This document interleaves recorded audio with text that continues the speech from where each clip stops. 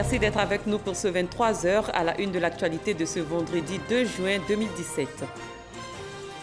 La Côte d'Ivoire élu membre non permanent au Conseil de sécurité de l'ONU pour un mandat de 2 ans. Le pays a obtenu 189 voix sur 192 votants. C'était lors de la 72e Assemblée générale des Nations unies à New York. La représentante du programme alimentaire mondial dans les locaux du vice-président de la République, avec Daniel Cablon-Duncan, Adeyinka Badejo, a débattu du développement durable. Sur la question, le PAM s'est engagé à toujours soutenir la Côte d'Ivoire. Un soulagement pour les automobilistes, le prix de l'essence super à la pompe a été revu à la baisse. Le super qui était à 593 francs CFA le litre est passé à 570 francs CFA depuis hier, soit une réduction de 23 francs CFA. Le prix du gasoil reste inchangé, il demeure à 570 francs CFA. Bienvenue à tous. La Côte d'Ivoire a été admise vendredi en qualité de membre non permanent du Conseil de sécurité de l'ONU pour un mandat de 2 ans. Le pays a obtenu 189 voix sur 192 votants. C'était lors de la 72e session de l'Assemblée générale à New York, aux États-Unis. Cette nouvelle réjouit le président de la République, un sentiment qu'il exprime à travers ce communiqué que je vous lis. C'est avec fierté et satisfaction que j'accueille la brillante élection de notre pays en qualité de membre non permanent du Conseil de sécurité des Nations unies, 26 ans après son dernier mandat au sein de cette importante organisation mondiale. Je voudrais remercier chaleureusement tous les pays qui nous ont fait confiance. Je salue tout particulièrement le soutien et l'extraordinaire mobilisation du continent africain derrière notre candidature. L'entrée de la Côte d'Ivoire au Conseil de sécurité des Nations unies marque une nouvelle étape dans notre politique de repositionnement diplomatique. Elle reflète également la confiance de la communauté internationale. En effet, le monde vient de nous confier la lourde responsabilité de contribuer au règlement des conflits complexes que connaissent de nombreux pays et de protéger l'humanité contre les menaces globales qui fragilisent la paix et la sécurité. La Côte d'Ivoire remplira sa mission dans le respect de nos valeurs de paix, de dialogue et de tolérance, ainsi que des principes de la Charte des Nations unies.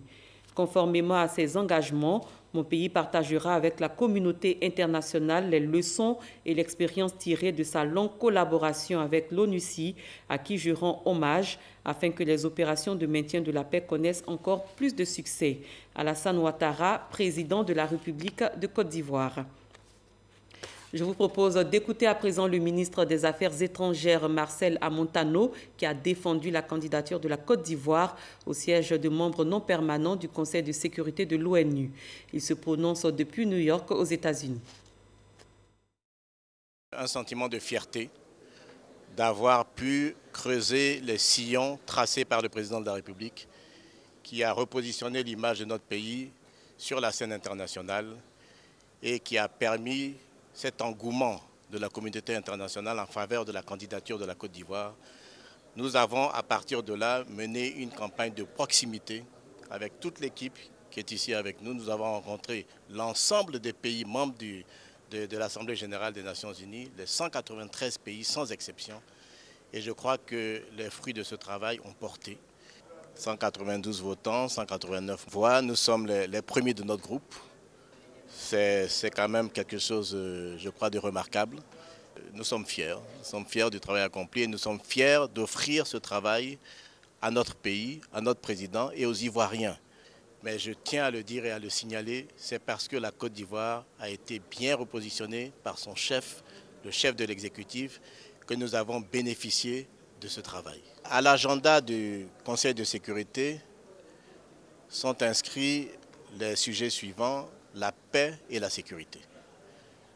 Un certain nombre d'opérations de maintien de la paix sont encore déployées dans le monde et principalement sur le continent africain. La Côte d'Ivoire a acquis, grâce à l'extrême bonne coopération qu'elle a entretenue avec l'ONUCI, une expertise qu'elle souhaite mettre à la disposition des autres pays qui ne sont malheureusement pas encore sortis de la crise. Leur faire profiter de cette expertise acquise pour que rapidement ils deviennent des pays post-crise et également leur offrir nos services en matière de management de pays post-crise.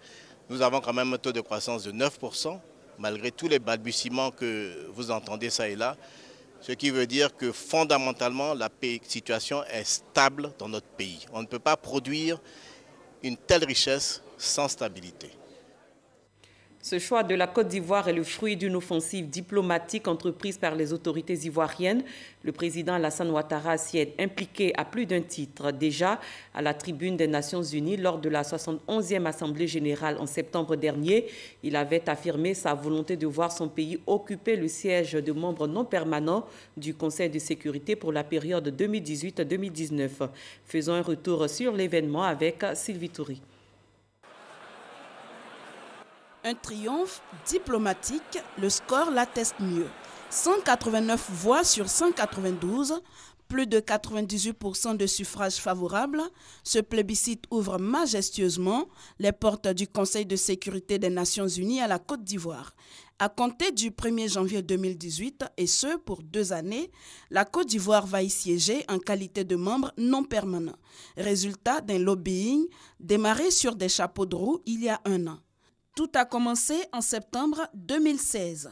Alassane Ouattara annonce à la tribune des Nations Unies la volonté de son pays de briguer un siège au Conseil de sécurité. Mon pays a décidé de se porter candidat à un siège de membre non permanent du Conseil de sécurité des Nations Unies pour la période 2018-2019. La CEDEAO puis l'Union africaine ont endossé cette candidature. Je voudrais à cet égard appeler l'ensemble des États membres de notre organisation à soutenir la candidature de la Côte d'Ivoire. La raison ? La Côte d'Ivoire, à travers cette candidature, entend partager avec les autres pays membres son expérience réussie du maintien de la paix et de la collaboration au sein des Nations Unies. Je voudrais rappeler que la Côte d'Ivoire a contribué par le passé à l'effort de stabilisation au Congo, en Haïti et en Centrafrique, à travers respectivement la MONUSCO, la MINUSTA et la MINUSCA. C'est dans cet esprit que la Côte d'Ivoire, dans le cadre de la MINUSMA, était aux côtés du peuple frère malien entre 2013 et 2015. Et nous nous apprêtons à déployer d'ici la fin de l'année une compagnie de protection d'environ 150 éléments. En d'autres termes, la Côte d'Ivoire veut apporter sa pierre à l'édification d'un monde plus pacifique. N'est-ce pas là la raison d'être de l'ONU ? La candidature actée, le rouleau compresseur diplomatique se met en marche. L'offensive est en direction des institutions internationales, des pays qui comptent et des pays qui votent. Objectif : convaincre les membres de l'Assemblée générale des atouts de la Côte d'Ivoire. Ce sont les performances économiques, la résilience du pays éprouvée par la crise post-électorale et surtout sa volonté de contribuer au maintien de la paix dans le monde. L'Union africaine au sein de laquelle la Côte d'Ivoire a fait ses preuves endosse cette candidature. Ce 2 juin, c'est au tour des membres de l'ONU de donner quitus au pays. Ainsi, après 1964 et 1965, puis 1990 et 1991, la Côte d'Ivoire s'arroge pour la 3e fois un siège de membre non permanent au Conseil de sécurité de l'ONU. Aux côtés des 9 autres membres non permanents et des 5 détenteurs du droit de veto, elle donnera son avis sur la marche du monde et prendra part au vote des résolutions relatives aux décisions de maintien de paix. Le Graal, pour un pays sorti de crise il y a à peine 6 ans. Les représentants des institutions internationales ont réagi à l'admission de la Côte d'Ivoire au Conseil de sécurité. Ceux de la CEDEAO et de l'Union africaine saluent cette élection. Nous les écoutons. La Côte d'Ivoire est élue. Vive l'Afrique, vive la Côte d'Ivoire. Bravo à l'Afrique qui a travaillé pour cette candidature. Vive la Côte d'Ivoire. Félicitations à son Excellence M. Alassane Ouattara qui remporte cette victoire. Félicitations aux autorités ivoiriennes, félicitations au peuple ivoirien et l'Afrique vous attend. Parcourez le continent, il est grand, il y a du pain sur la planche. Que votre grande et belle expérience puisse soutenir le continent et merci de nous avoir remporté cette victoire.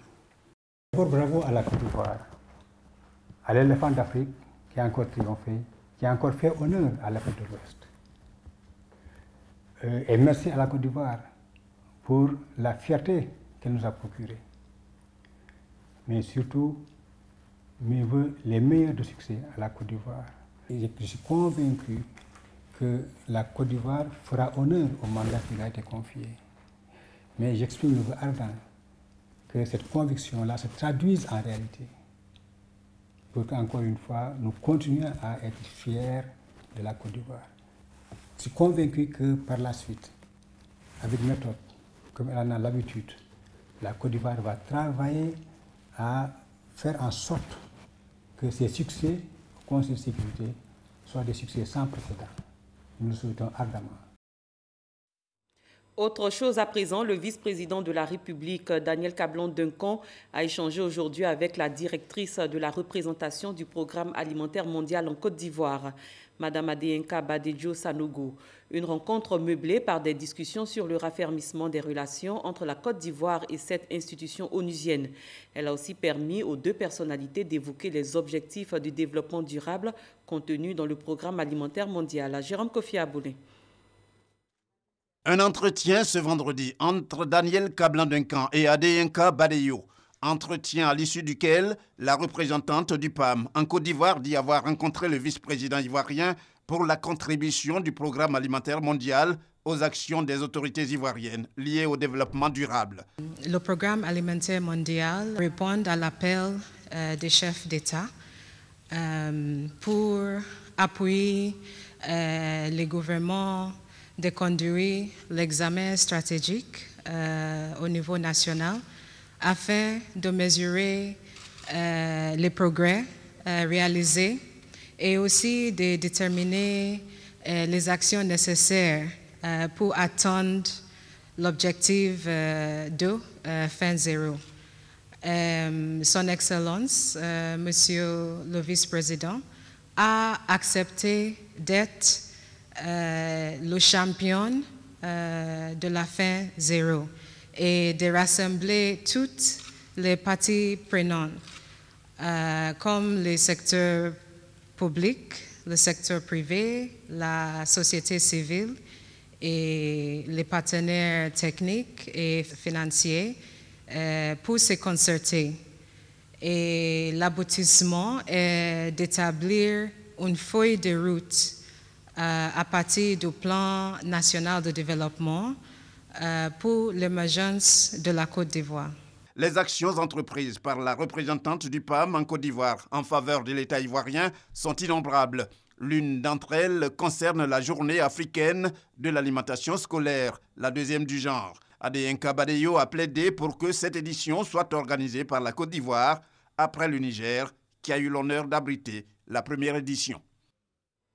Bonne nouvelle pour les automobilistes, le prix de l'essence super à la pompe a connu jeudi une baisse en Côte d'Ivoire. Il est passé de 593 francs CFA le litre à 570 francs CFA, soit une réduction de 23 francs CFA, retrouvant son coût initial avant la hausse survenue début mai 2017. Le prix du gasoil, lui, est resté inchangé à 570 francs CFA. Pour rappel, le prix du litre de l'essence super avait été relevé le 8 mai de 23 francs CFA, passant de 570 à 593 francs CFA, soit une hausse de 23 francs CFA. Le lycée moderne Djedji Amonji Pierre, 6 aux 220 logements à Djamé, a célébré ses 50 ans. La cérémonie s'est déroulée en présence d'anciens élèves, dont les ministres Ahmed Bakayoko et Abina Kwaku Pascal. On fait le point de cette célébration avec Ami Sissoko. Un demi-siècle au service du développement pour le lycée moderne Djedji Amonji Pierre. 1967-2017. Le lycée moderne Djedji Amonji Pierre célèbre ses 50 ans. C'est en 1967 que cet établissement a vu le jour dans les locaux anciennement occupés par le lycée Sainte-Marie, alors délocalisé à Cocody. Il prend le nom de Collège moderne d'Adjamé, SEMA, puis devient le lycée moderne des 220 logements. En 2006, il est rebaptisé lycée moderne Djedji Amonji Pierre du nom de l'ancien maire d'Adjamé et ancien gouverneur du district d'Abidjan. J'étais maire, j'ai profité de cette étape pour bâtir 3 lycées. Mais quand j'étais gouverneur de 2002 à 2011, nous avons également, avec le concours de mon conseil, bâti coup sur coup 5 établissements secondaires. À l'occasion de la célébration de ce cinquantenaire, de nombreux dons ont été récoltés auprès des anciens élèves de l'établissement pour sa réhabilitation. Parmi eux, le ministre Ahmed Bakayoko. Pour célébrer les 50 ans, c'est d'abord avec beaucoup d'émotion et nostalgie que nous venons. D'abord donner un peu d'encouragement à tout le personnel éducatif qui travaille dans des conditions difficiles pour apporter le savoir aux enfants. Également porter un message d'espoir aux jeunes, leur dire qu'à force de travailler, quelles que soient leurs conditions sociales, ils peuvent espérer réussir. Et nous espérons qu'ils réussissent mieux que nous. Avec le soutien du ministre Pascal Kwakwa-Bina, également ancien élève de l'établissement, les meilleurs élèves et agents ont été primés. J'aimerais vraiment remercier les cadres qui sont venus nous voir aujourd'hui, nous ont donné des conseils, nous ont demandé de travailler, de redoubler d'ardeur pour que nous puissions être comme eux dans le futur.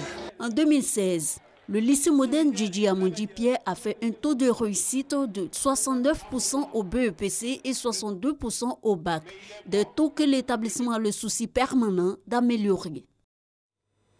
Parlons nouvelles technologies de l'information et de la communication. 10 jeunes Ivoiriens ont été retenus pour un stage de perfectionnement en Chine. Cette formation s'inscrit dans le cadre d'un projet baptisé Graines de l'avenir. Il a été lancé le 28 novembre dernier. Herman Guivi. Ils étaient 232 au départ. Après une rigoureuse sélection, seulement 10 d'entre eux ont réussi à tirer leur épingle du jeu. 10 jeunes Ivoiriens qui bénéficieront d'un stage de formation avancé en Chine pendant 2 semaines. Une opportunité pour ces jeunes Ivoiriens de découvrir, mieux d'approfondir leurs connaissances en télécommunication. Huawei s'engage à renforcer sa coopération avec le ministère et à contribuer à la formation de haut niveau des acteurs du secteur de TIC en Côte d'Ivoire. Le projet Graines de l'avenir est un vaste programme de recrutement de jeunes étudiants et travailleurs du secteur des TIC à travers le monde pour un stage de perfectionnement en Chine. Projet déjà engagé dans un peu plus de 68 pays à travers le monde avec près de 2000 étudiants bénéficiaires. Une plus-value pour leur pays d'origine. Il s'agit d'une opération de coopération mise en œuvre avec un pays ami de la Côte d'Ivoire. Aux 10 jeunes, je voudrais adresser mes félicitations et les encouragements également du gouvernement ivoirien. Pour vous, c'est seulement une étape du processus, ce n'est pas encore un achèvement. Continuez donc de croire en vous-même. Saisissez la chance qui vous est offerte. Profitez de ce séjour pour vous former. Posez des questions et revenez-nous surtout la tête pleine de connaissances et de projets. Nous sommes vraiment fiers d'avoir été sélectionnés à l'issue du programme Graines du futur initié par le gouvernement ivoirien et Huawei Technologies. Une fois en Chine, nous garantissons de bien suivre le programme et de revenir et pour essayer de partager ce que nous avons appris avec nos concitoyens et puis essayer d'améliorer les conditions de vie de nos concitoyens à travers l'été ici.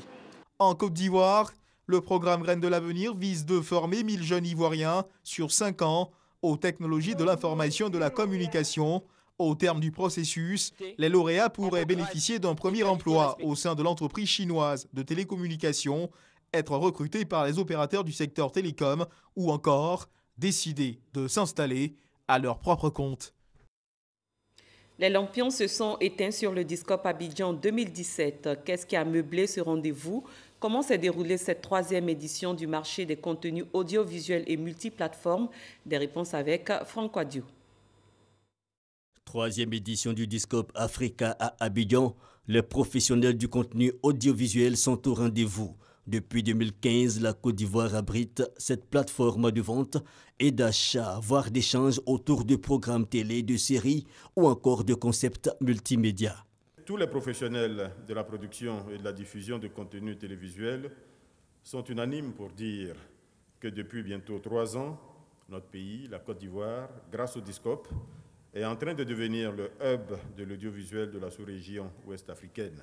Un marché du contenu, de la production et de la coproduction autour de divers projets. La RTI, Radio-Diffusion Télévision Ivoirienne par exemple, avec TV5 Monde, va explorer l'univers de la fiction. Au biais du préachat, nous participons auprès de la RTI à la fabrication de plusieurs séries ivoiriennes. Là aujourd'hui, on parlera de 5 séries ivoiriennes. Donc de cette manière, nous soutenons le développement de cette industrie. Si en 4 ans, avant même que nous ayons les moyens d'avoir tous ces préachats, avant même que nous ayons tous ces moyens à donner aux producteurs, nous arrivons déjà à faire repérer nos séries, doublées en anglais en plus. Donc quelque part, c'est pour vous dire le potentiel formidable qu'il y a sur ce marché ivoirien, avec ces talents ivoiriens. Et je crois qu'avec des partenariats comme celui-là, l'avenir est vraiment radieux. 3 jours d'action de marketing audiovisuel, des tables rondes, des masterclass ou sessions de formation, ou encore des séances de projection de séries télé bien appréciées. Le Discope, c'est un marché qui permet aux producteurs, aux réalisateurs, c'est vraiment un gros melting pot où on a la possibilité de faire des contacts. Je ne savais pas qu'après le FESPACO, il pouvait y avoir autre plateforme de rencontres entre professionnels et je suis surpris par tout ce qu'on découvre au Discope.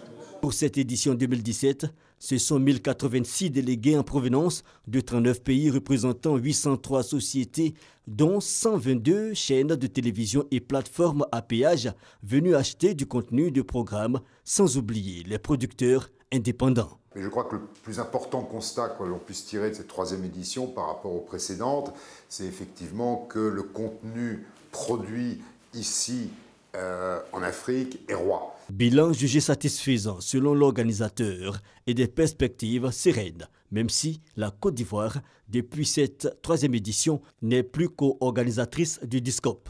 La présente édition du Discope Abidjan est, conformément au protocole d'accord conclu avec la société Basic Lead, la dernière à laquelle le ministère chargé de la communication participe en tant que co-organisateur pour le compte de l'État de Côte d'Ivoire. Je dois dire que j'éprouve déjà un peu de nostalgie et j'ose surtout espérer que les promoteurs sauront trouver les clés pour faire vivre durablement cet événement en terre ivoirienne. On va voler de nos propres ailes et comme l'a indiqué Monsieur le ministre Bruno Koné, nous allons travailler sur des partenariats concrets qui vont permettre de faire avancer cette industrie. Des organisateurs du Discope qui rassurent donc, et pour l'année prochaine, une date à retenir déjà. La 4e édition à Abidjan devrait avoir lieu du 29 au 31 mai 2018.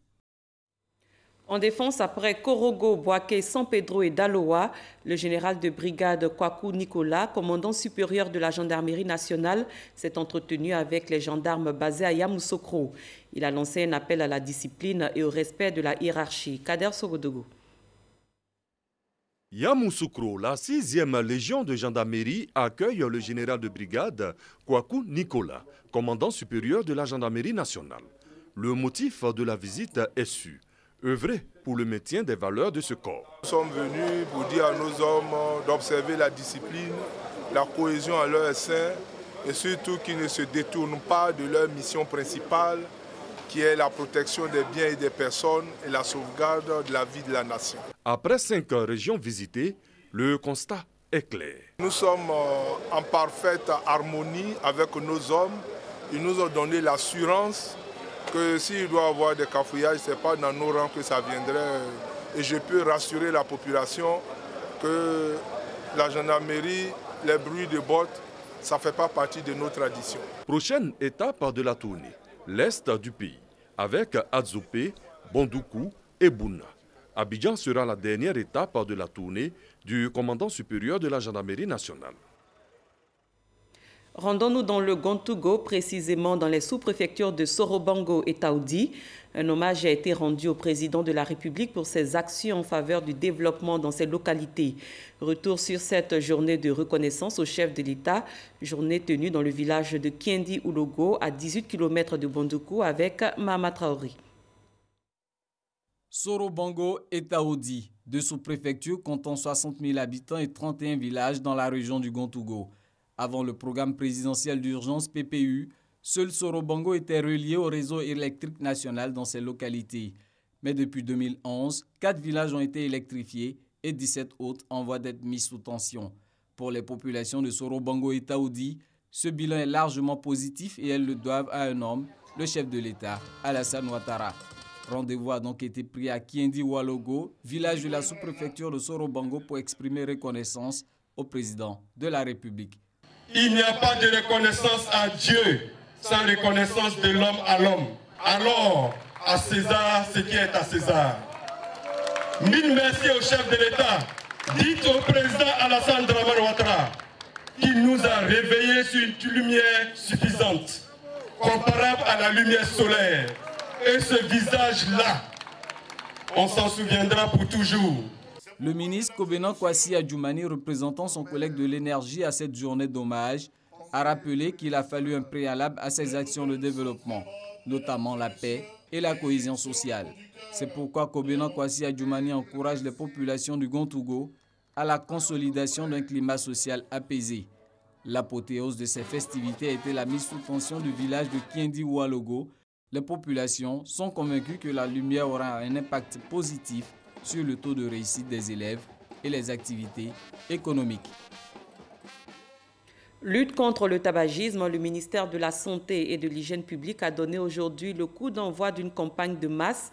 Thème choisi, ma santé, ma vie sans tabac. Cette campagne s'étend sur 3 mois. Fidèle Aigné, Chantal Eouman, Akanda. L'Abidjanaise a chanté en chœur pour marquer l'engagement de la Côte d'Ivoire dans la lutte anti-tabac. Le tabac, un fléau qui cause chaque année plus de 5000 morts en Côte d'Ivoire et les jeunes sont les plus touchés. Une situation qui menace l'émergence de plusieurs pays africains, selon l'OMS et le ministère de la Santé et de l'Hygiène publique. Le fait que les jeunes soient les plus exposés au tabagisme est un facteur qui va ralentir les élans, les efforts que nos politiques et nos partenaires nous faisons pour améliorer les conditions de vie et de santé des populations. Notre cible cette année, ce sont les jeunes. Nous allons les trouver où ils sont pour que ceux qui n'ont jamais fumé ne fument pas. Et ceux qui ont commencé à fumer, nous allons les aider à arrêter de fumer. Afin d'amener la jeunesse à prendre conscience des effets néfastes que le tabac peut avoir sur leur santé, le ministère de la Santé et de l'Hygiène publique associe les artistes et les journalistes dans la lutte anti-tabac. Les artistes unis entendent tout mettre en œuvre pour la diffusion du message de lutte contre le tabac. Pour obtenir la vie, la santé, il vaut mieux éviter le tabac. C'est pas du tout bon. Tel qu'on te dit ne bois plus, sois responsable face à l'alcool, c'est de la même manière qu'on te dit d'être responsable face à la cigarette, de contrôler, de savoir que ça nuit à ta santé. Le tabac est un poison qui tue et pour préserver des vies, l'unité mobile de sévrage du ministère de la Santé va sillonner toute la Côte d'Ivoire pour apporter l'assistance médicale à tous les candidats au sévrage. La 5e édition de la campagne médiatique de masse a pour thème « Ma santé, ma vie sans tabac ». La campagne est lancée de façon éclatée sur le territoire national et elle va durer 3 mois. Dans le même registre, le ministère de la Santé et de l'Hygiène publique veut améliorer le système sanitaire. Il s'agit de mettre fin notamment au manque d'infrastructures sanitaires et au mauvais accueil. Une réunion vient de se tenir avec tous les acteurs. Le ministère de la Santé et de l'Hygiène publique entend également améliorer les plateaux techniques et la qualité des services. Delphine Blas. Relever les plateaux techniques, améliorer la qualité des services et le niveau des ressources. C'est tout le sens de cette rencontre entre ministère de la Santé et partenaires techniques et financiers. C'est une réunion qui est partie d'un constat. Certains hôpitaux souffrent de manque d'infrastructures sanitaires, de matériel vieillissant, du mauvais accueil et de manque de motivation chez le personnel. Le ministère de la Santé, soucieux du bien-être des Ivoiriens, veut corriger le tir. C'est d'ailleurs pour cette raison que cette rencontre se tient dans le cadre de la mise en œuvre du Plan national de développement sanitaire avec pour objectif d'atteindre la couverture sanitaire universelle au profit des populations. La mise en œuvre du projet de renforcement du système de santé et de préparation à la lutte contre les urgences épidémiques en est-elle une preuve qui justifie la mise à disposition d'un montant de 35 milliards de francs CFA. C'est d'ailleurs l'évaluation de l'une de ses composantes essentielles, le financement basé sur la performance, qui nous donne l'occasion de cette présente cérémonie. Le financement basé sur la performance est un cadre de réforme de la santé visant à améliorer le secteur afin d'accélérer l'atteinte des objectifs de développement durable et de couverture sanitaire universelle. Alors, les est très fier d'être un partenaire de la Côte d'Ivoire. Et le grand axe de discussion aujourd'hui, ça concerne la pérennisation. Comment est-ce qu'on peut mettre cet outil qui est très puissant pour améliorer le système de santé ici en Côte d'Ivoire. 17 districts sanitaires sont concernés par ce projet d'évaluation et la phase expérimentale a montré l'efficacité du financement basé sur la performance et sa nécessité. Dans cette phase expérimentale, des chèques ont été remis à certains centres de santé ayant atteint des performances au niveau de la production et de la qualité du service, notamment en termes d'accueil, d'hygiène et de bonne gestion au profit des populations. Ailleurs, 15 enfants sont morts à la suite de l'administration d'un vaccin contre la rougeole contaminée dans une région reculée du Soudan du Sud, pays en guerre depuis la fin de 2013. L'équipe de vaccination n'a pas respecté les normes de sécurité approuvées par l'Organisation mondiale de la santé, selon les autorités du Sud-Soudan. Une seule et même seringue avait été utilisée pendant les 4 jours de la campagne de vaccination pour l'étape consistant à mélanger le vaccin à un diluant en vue de son injection. C'est la fin de cette édition. Merci de votre aimable attention. Très bonne fin de soirée sur RTI 1. À demain.